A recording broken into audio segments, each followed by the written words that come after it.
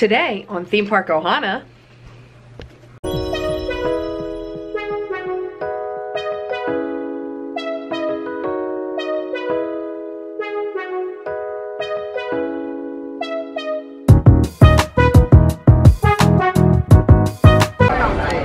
Floating candles. All right, so if you guys can hear me, we're going to start just a little bit of the tour right now. We are going to be opening up to our Warner Brothers Studios tour.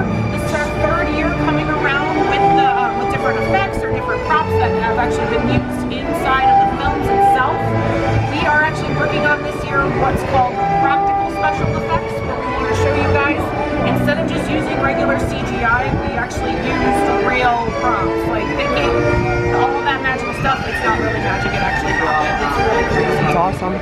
First thing first is that actually these candles, these were, yes, part of the film itself. The first thing that they even tried was having a real flame on these candles. Now the big problem was that the flame got really, really hot, and those wires were really, really thin. Yep, so all of a sudden it would just drop on someone, and talk about safety. Yeah, problem. So with that, they actually changed it to the fake flames, and they were able to keep that motion of them moving constantly no matter what. So that's just one little effect that we have here. We're going to show you guys lots of other effects that we have. Form like a semicircle around so that everyone gets a nice view. This way, we'll gather on both sides, please. Perfect. Awesome. You all know what this is. Yeah. So this is one of the props used in the film for the Goblet of Fire. It's not the original one. The original one was actually carved by the prop master Pierre Bohannon out of elm. Very meticulously. It was absolutely gorgeous. And when they were planning one of the scenes with the Goblet of Fire, they initially intended to do it all with CGI, but they decided to add some practical effects to it. So for this particular scene, they needed to have a new Goblet of Fire because they didn't want to destroy what Pierre had done. So the special effects supervisor, John Richardson, actually made a fiberglass version of the Goblet of Fire that was hollow so that they could actually put some mechanics in here. You probably remember this scene.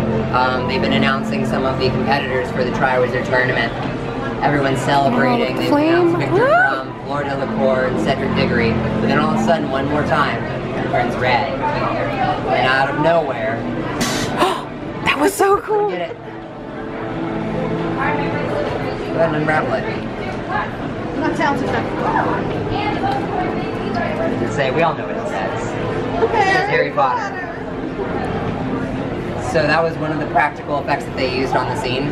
Moving on, there are a couple other practical effects that we used.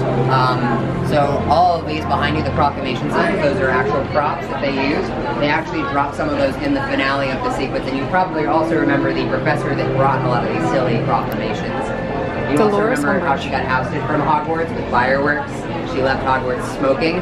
That was again a practical effect as well. They actually built a rig underneath her dress that could pump fog fluid, or pump fog through it, so it would seep out of her dress. She had like a big tube down the back. Again, all that practical effects. So these are props that are going to return to the London studio tour as soon as this expo is over, and this will go to its rightful place right in the middle of the Great Hall where it's all. Snowball off of what Kendall was talking about. That is the dress that Dolores wore during the filming. It's a little bit silver, it's not an actual person in there. And it's just the mannequin. But you guys have seen really good examples so far of how practical sets were and practical effects from the candles to the Goblet of Fire to the dress right here. But there's one in particular that I think a lot of people think is CGI. But from the very first movie when he gets all of those letters thrown into his house, that was not CGI at all. Those were actual letters. There was about way over 1,000, a couple thousand, that were in there that were tossed from all over the place. So whether it was from the mail slaughter, through the chimney, or even over the set, there were a couple of takes that they did like that, where Daniel Radcliffe, there's literally, he's just like, because they were coming from all over the place. Unfortunately for them, when it came to having to do retakes, all of the casting crew had to pick up all of those thousands of letters. Fortunately for me, I don't have to do that. So anything that comes out of this mail slot is yours to keep if you would like to. There's plenty to go around, so no need to fight or anything. But I will show you guys a demonstration. If you guys want a photo or a picture of it, highly, highly recommend that you come on over to the gray portion right here.